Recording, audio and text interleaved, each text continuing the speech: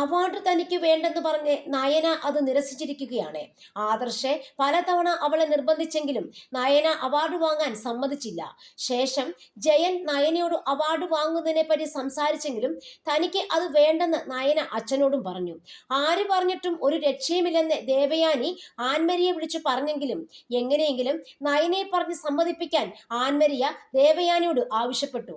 അങ്ങനെ നയനയെ പറഞ്ഞ് സമ്മതിപ്പിക്കാൻ എന്താണ് വഴിയെന്ന് ആലോചിച്ചിരിക്കുമ്പോഴാണ് മുത്തശ്ശിയെ കൊണ്ട് പറയിപ്പിക്കാം എന്ന് ദേവയാനി തീരുമാനിക്കുന്നത്. ദേവയാനി മുത്തശ്ശിയോട് വിവരങ്ങൾ പറഞ്ഞു. ആദർശും നയനയും വീട്ടിലേക്ക് വന്നപ്പോൾ മുത്തശ്ശി അവരോട് അതേപ്പറ്റി സംസാരിച്ചു. എങ്കിലും അവാർഡ് തനിക്ക് വേണ്ടെന്നാണ് നയന പറഞ്ഞത്. അവളുടെ ആ പെരുമാറ്റം കണ്ട് എല്ലാവരും അത്ഭുതപ്പെട്ടു. ഗത്യന്തരമില്ലാതെ ദേവയാനിയും നയനയോട് അവാർഡ് വാങ്ങാൻ പോകണമെന്ന് പറഞ്ഞു. ഗ്രേസി തന്റെ അടുത്ത കൂട്ടുകാരിയാണെന്നും ആൻമരിയ അവളുടെ മകളാണെന്നും നയന അവാർഡ് നിരസിച്ചാൽ അവർക്ക് അപമാനമാകുമെന്നും അതുകൊണ്ട് അവാർഡ് വാങ്ങാൻ തീർച്ചയായും പോകണമെന്നും ദേവയാനി നയനയോട് പറഞ്ഞു.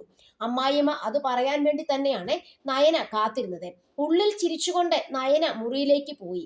നയനയ്ക്ക് ഡിമാൻഡാണെന്നും അവളുടെ താളത്തിന് നിൽക്കേണ്ട കാര്യമില്ലെന്നും ജലജ ദേവയാനിക്ക് ഏഷ്ണി കയറ്റി കൊടുക്കുന്നത് കണ്ട മുത്തശ്ശി ജലജയോടെ ഒന്ന് വായടയ്ക്കാൻ താക്കീത് നൽകി.